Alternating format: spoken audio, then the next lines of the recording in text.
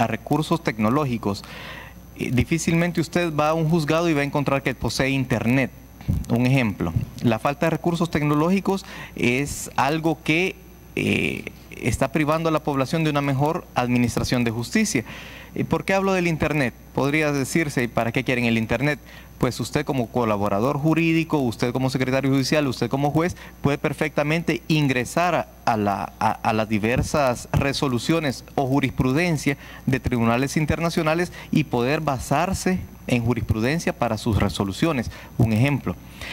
Otro caso concreto de problemática dentro del órgano judicial, podríamos decir de la no asignación de suficiente personal a tribunales.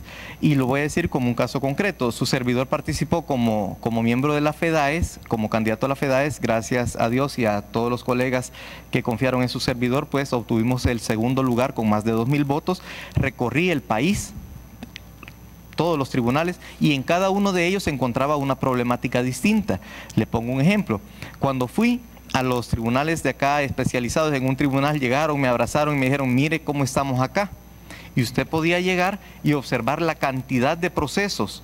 Es increíble, es casi inhumano, así lo voy a decir, es casi inhumano el hacinamiento que está acá en el centro judicial, esos tribunales especializados, una carga laboral increíble. Creo yo que parte de la problemática grande del órgano judicial está ahí. Usted va a los juzgados de familia de allá de Santa Tecla, por ejemplo, acá en San Salvador mismo, tribunales civiles y mercantiles, es el mismo problema. Allá en Ciudad Delgado encontré de hecho el mismo problema también. Computadoras muchas veces que no funcionan. O sea, está la computadora, pero no funciona. Es decir, el recurso tecnológico para mí es bastante importante. Creo que ya en el siglo XXI, año 2018, que no contemos con esas herramientas básicas, con un presupuesto que no se logra llevar a feliz término año con año, creo yo que hay mucho que hacer. Eso podría ser algunos ejemplos. Diputado Mario Tenorio. Muchas gracias, coordinador. Buenas tardes, presidente, colegas diputados. Buenas tardes, licenciado. Muy buenas tardes. Voy a hacerle dos preguntas. Con estas preguntas no esperamos respuestas así como concretas, pero sí quisiéramos que pudiera ser amplio también en establecernos su respuesta.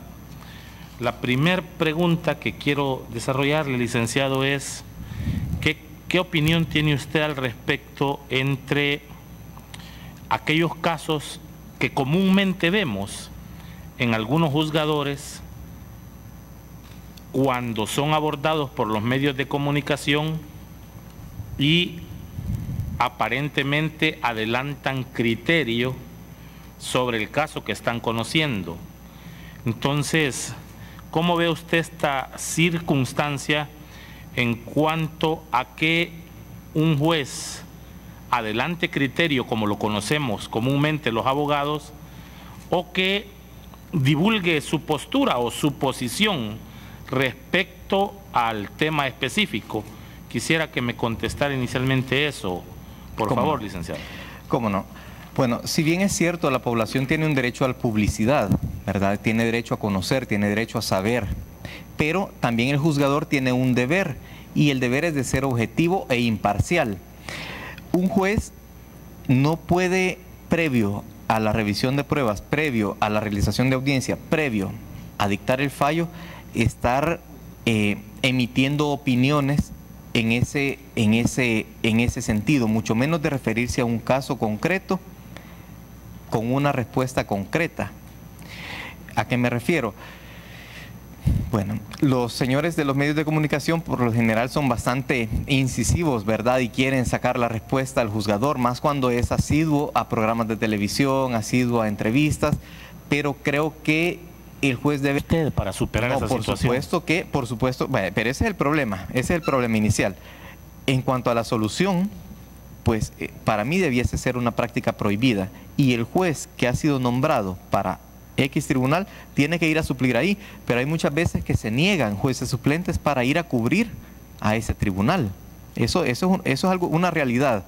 Una realidad. En el juzgado en el que estoy, a veces ha sucedido que, bueno, por lo menos una vez, que no estaba nombrado el juez de ese tribunal, pero llega otro juez suplente de otro tribunal, nombrado en otro tribunal. Y porque la persona que estaba supliendo en el juzgado no quería ir porque muy poquito pagan. Entonces ganaba más en donde estaba ella nombrada. Entonces eso suele suceder. Lo que hay que hacer es evitar esa práctica, pedirle a los jueces suplentes que sean serios, ¿verdad? Y que si han aceptado ese nombramiento deben de cumplirlo. Y el que no se sienta a gusto, pues puede dar oportunidad a otras personas que sí quieran realizarlo. Ahora bien, hay mucha carencia de juez suplente. Quiero decirle que a veces la Corte tiene problemas y por eso es que lo hace, yo comprendo, pero ¿será legal? Ese es el punto. Muchas gracias. Diputado Martel.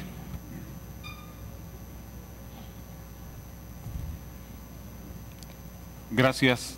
Buenas tardes, compañeros de la comisión. Buenas tardes, licenciado Buenas tardes. Harold. Es un gusto escucharle.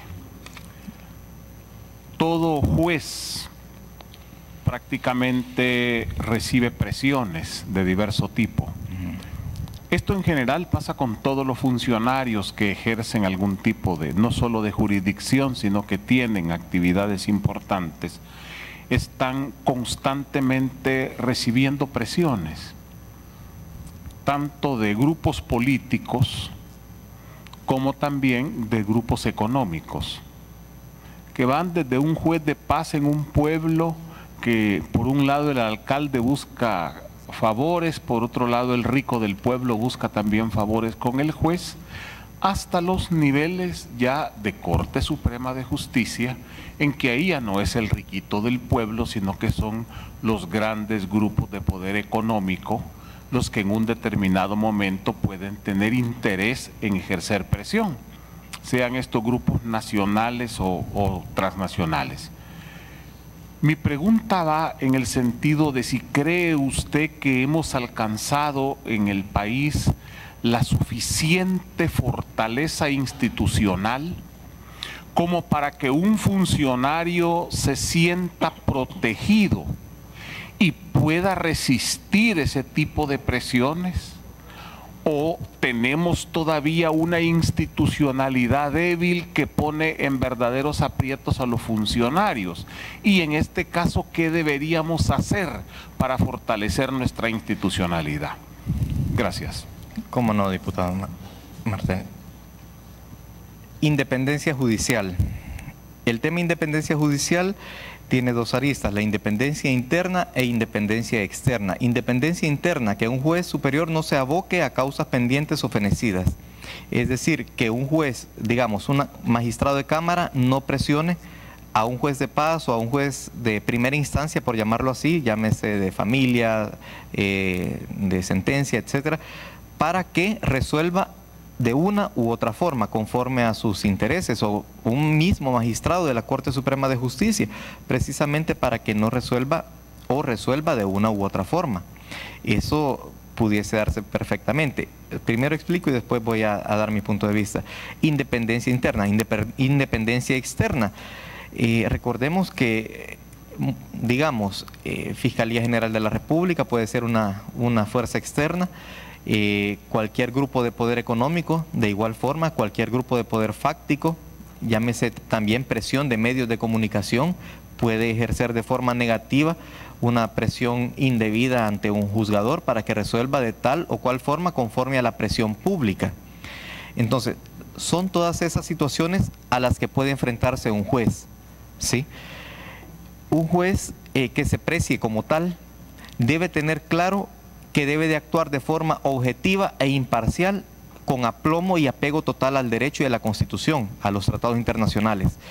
Creo yo que un juez debe realmente de poder soportar todas esas presiones. Es difícil, en especial en los juicios paralelos, llamados así como los que llevan los medios de comunicación. Es muy difícil. Pero comprendo a los jueces. Líbrame, Señor, de los juicios políticos, dice a veces, que no quisiera tenerlos, pues, ¿verdad? Y eso tiene relación también con la otra pregunta que hacía el señor diputado. En ese aspecto, pues considero, y su servidor considera estar totalmente preparado, señor diputado, para poder soportar cualquier presión. No tengo ningún problema con ello. Disculpe, sí, no, es que me refiero a la fortaleza institucional que también necesita, aparte de que un funcionario necesita templanza, como usted dice, aplomo, imparcialidad, pero también hay una institucionalidad que debe de respaldarlo. Mi pregunta iba más orientada hacia la institucionalidad que hacia las características personales del funcionario. Si me permite entonces ampliar la respuesta, señor diputado, ya comprendí. Bueno, voy a poner un ejemplo sin decir el nombre del juicio o del caso. Una vez, hace algún tiempo, pudimos observar una presión mediática en un caso en el cual la Fiscalía General de la República mencionaba que como el juzgador no había resuelto conforme a lo que él esperaba, pues llamó a los jueces ignorantes, los llamó corruptos, ¿sí? Pidió la Corte Suprema de Justicia y la Corte Suprema de Justicia envió a la sección de investigación judicial para que estuviese presente en la audiencia. Si es ese tipo de presiones que usted se refiere, nos hace falta avanzar muchísimo, señor diputado. Diputado Handal. Gracias, coordinador. Bueno, buenas tardes a todos los asistentes. Buenas tardes, buenas tardes, señor diputado. Por supuesto, un saludo al presidente de la Asamblea y felicitarnos, hombre, miren, cada vez viene más público a participar, qué bueno, que me alegro, da más solvencia a este proceso. Licenciado, yo quiero referirme a una declaración suya el 2 de marzo del presente año en una entrevista que le hacía la prensa gráfica. ¿Cómo no? En la cual usted expresó que la actual Sala de lo Constitucional es como para usted un norte a seguir, sí, porque nunca antes ha actuado una sala como esta. Sí. Y en ese caso, esto es como una pregunta compuesta, son dos cosas. ¿Cómo no? En el primer caso yo le quiero preguntar, entonces usted está de acuerdo con aquellas sentencias en que la actual sala ha ido incluso más allá de sus atribuciones, por ejemplo, en aquella de inconstitucionalidad de los 900 millones que se pasó a resolver sobre los diputados suplentes que no le habían pedido. Segundo, cuando desconoció a la Corte Centroamericana de Justicia, ¿verdad? También en ese mismo, en esas mismas resoluciones parecidas, y cuando modificó algunas de las cláusulas pétreas de la Constitución. Esa es como la primera parte de la pregunta, si está usted de acuerdo con esa. Yo digo a partir de sus declaraciones. Y segundo, citar mire, en el inciso final del artículo 86 de la Constitución se establece que los funcionarios del gobierno son delegados del pueblo y no tienen más facultades que las que expresamente les da la ley. Entonces yo le pregunto, ¿qué opina de la autoampliación de facultades que ha hecho la Sala de lo Constitucional a través de su jurisprudencia, tales como el seguimiento de sentencias, la adopción de medidas cautelares en procesos de inconstitucionalidad? Gracias. Perdón, ¿seguimiento de sentencia?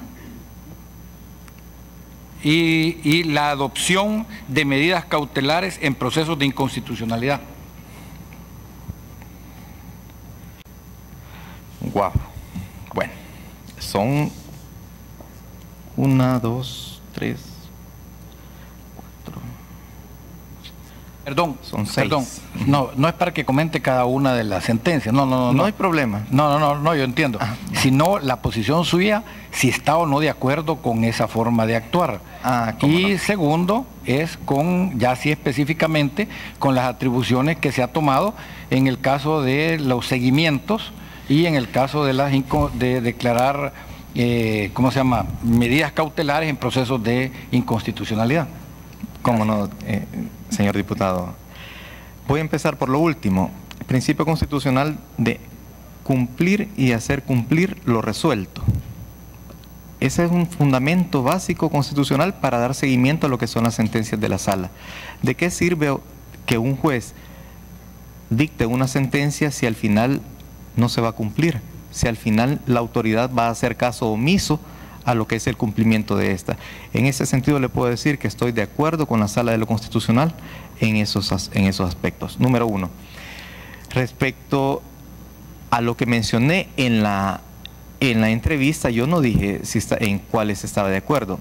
Y voy a hacer más claro en lo que quise decir en ese momento. Estoy de acuerdo en cuanto a la ampliación en la progresividad de los derechos humanos. Y yo a eso me refería en ese momento de la entrevista. Por ejemplo, el caso del derecho al agua. Un ejemplo, el derecho al agua que, si bien es cierto, no lo dice literalmente la Constitución, pero ya la Sala, vía jurisprudencial, amplió el derecho a la vida, amplió el derecho al medio ambiente sano, amplió el derecho a la salud por la misma interrelación de los derechos humanos e interdependencia, y le dio ese enfoque conforme al principio pro homine, conforme al principio pro persona. Respecto a la sentencia de los 900 millones, para mí fue, no estoy de acuerdo en cuanto a que se separó a los diputados suplentes, porque no era objeto de estudio, no era objeto de conocimiento de la Sala. Ellos se ampliaron por conexión, se ampliaron el conocimiento de esto y dejaron sin efecto esas elecciones, pues, ¿verdad? Para que no funcionaran, no pudiesen votar. Y yo de verdad le digo, con algunos amigos, con algunos colegas, platicábamos, bueno, y si un diputado, pues Dios no quiera, se enferma, o una diputada, me parece, estaba en estado de gravidez, ¿cómo va a representar a esa proporción de la población ese diputado o diputada? En ese sentido no tengo problema en decirlo, no estoy de acuerdo con esa sentencia, pero su pregunta fue sumamente amplia y podría irle diciendo uno por uno si estoy de acuerdo o no, pero en términos generales no sé si se siente satisfecho, señor diputado. Sí, es que quería saber precisamente, mire, yo entiendo que a veces en las entrevistas uno dice una cosa y le ponen otra, ¿de acuerdo? O resumen la respuesta de uno. Entonces yo quería aclarar, porque realmente, así como están las cosas, usted sabe, han habido muchas sentencias polémicas que han generado muchas diversas reacciones, que nosotros estamos intentando aquí establecer el conocimiento que se tenga de ellas y la posición que se asuma al respecto, porque es importante que la Sala de lo Constitucional que se vaya a elegir no solo tenga independencia, sino que respete la Constitución, ¿de acuerdo? ¿Cómo no? Y no por conexión vaya haciendo otras cosas. Gracias. Muchas gracias. Diputado Bonilla. Gracias, coordinador. Buenas tardes, presidente de la Honorable Asamblea, colegas diputados, público en general. Disculpar al diputado Leonardo Bonilla que no se hizo presente en este caso porque está en la discusión de la Comisión de Medio Ambiente sobre la Ley General del Agua. Licenciado, bienvenido. Gracias, señor diputado. Mi pregunta va de la siguiente manera. ¿Cuál es su apreciación sobre el actual procedimiento disciplinario de sanciones a jueces y magistrados? Y en este caso, ¿cree que se vulnera la Constitución? Gracias. Bueno, me parece haberme referido anteriormente a ese punto y debo dejar claro o ratificar de que es un proceso que a mi punto de vista violenta derechos y garantías. Debe de crearse un nuevo procedimiento más ágil, más expedito, con el respeto a las garantías, derechos y principios constitucionales. Eso, señor diputado.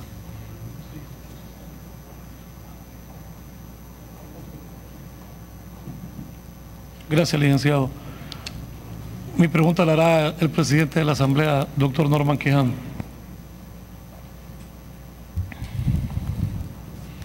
Buenas tardes. Muy buenas tardes, señor presidente.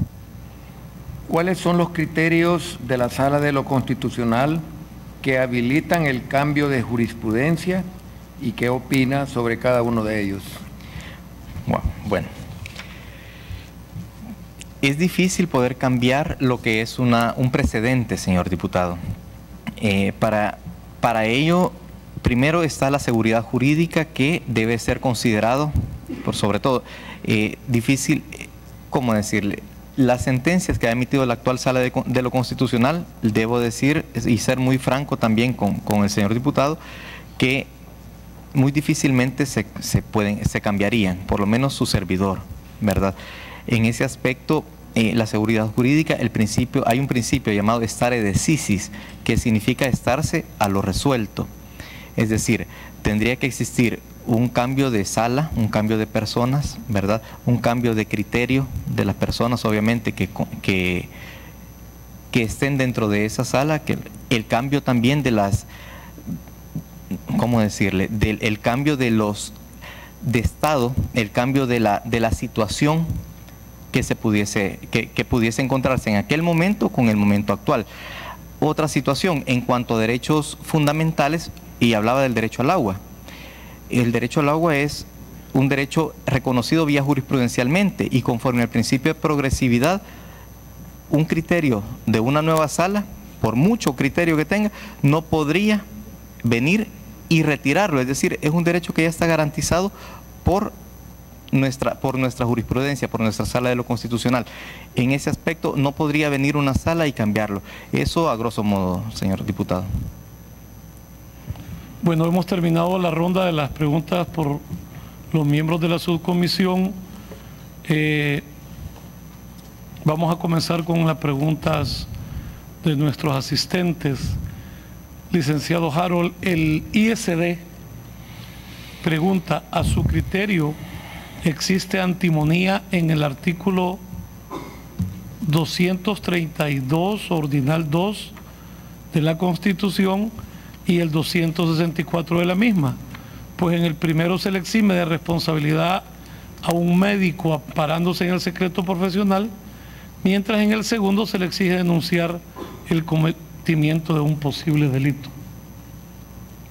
Perdón, ¿me dijo artículos? 232 y 264.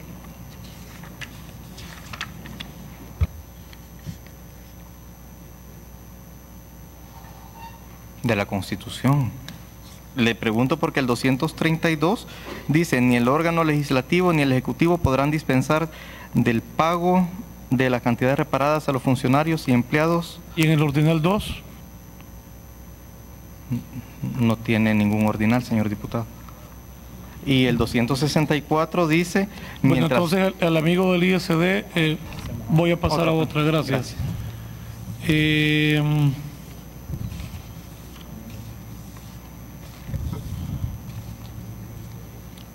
Un observador de la sociedad civil.